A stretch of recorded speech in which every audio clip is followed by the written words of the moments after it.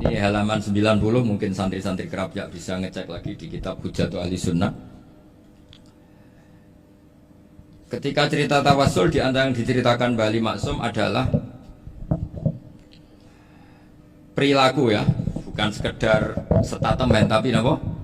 Perilaku.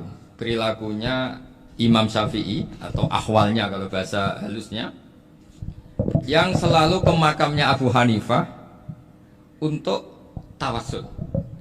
Padahal Imam Syafi'i itu orang yang secara ilmu sering kritik Abu Hanifah.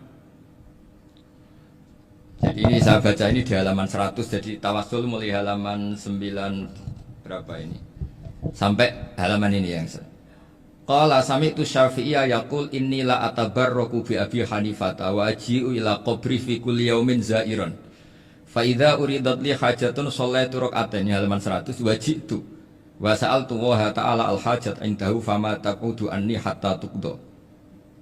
Kanal Imam Syafi'i ayyama huwa bi Baghdad yatawassalu bil Imam Abi Hanifah yaji'u ila dorihi fayusallimu alaihi wa yatawassalu ila Allah bihi fi qada'i hajati.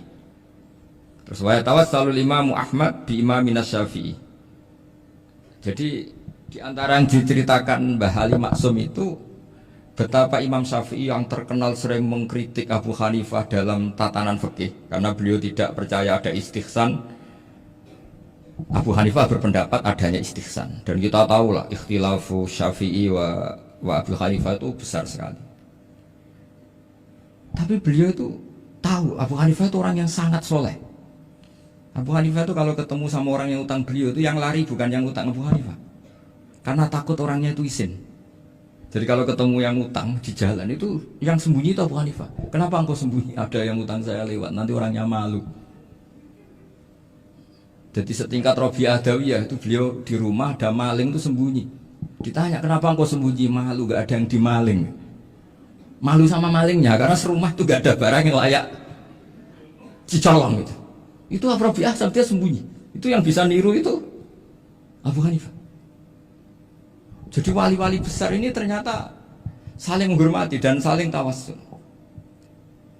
Nah saya berharap tawassul ini bukan sekedar perilaku sosial, tapi memang ada sanadnya. Sehingga terus diceritakan Mbah Ali di sini dulu istaqa Umar bil Abbas. Kata siapa tawassul harus dengan Rasulullah SAW? Dulu istaqa Umar bil Abbas. Sayyidina Umar itu tawassul istisqa dengan Sayyid Abbas. Padahal kita tahu Sayyid Abbas ini tidak nabi. Terus beliau cerita sampai Imam Syafi'i tawassul sama Abi Hanifah. Sehingga nggak ada perdebatan itu kan Umar. Kalau Umar kan ada jaminan boleh diikuti karena beliau sahabat. Bali cerita tentang Imam Syafi'i yang tawassul dengan Abu Hanifah. Seargumentatif itu. Maka saran saya kepada alumni Kerapyak, santri-santri Kerapyak, karena saya hanya berani ngomong sama santri Kerapyak, sama mas saya hanya ada berani kalah sepuh. Itu tradisi keilmuan itu harus dijaga dengan hujjah dan dengan tadwin, dengan pembukuan. Saya punya sekian cerita ya, misalnya dulu kita mungkin iskal itu janggal. Kenapa sih orang Islam tukaran sama orang Islam itu?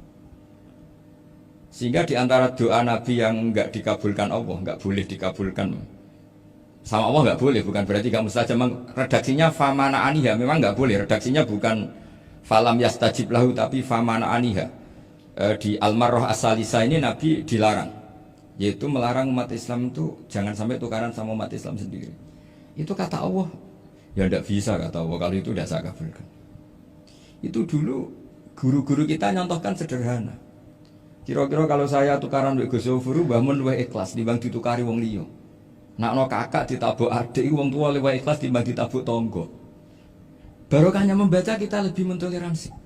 Kalau ada Mbah Hashim dikritik Mbah Fakih Mas Kumambang, kita ikhlas ini. Tidak dikritik guru PAUD, itu kan. Atau dikritik orang-orang nggak bisa ngaji. Artinya ternyata keliru kita bilang kiai kok tukaran. Justru bagus kiai tukaran. Dibanding kiai dikritik guru PAUD atau dikritik orang-orang yang nggak bisa baca kitab.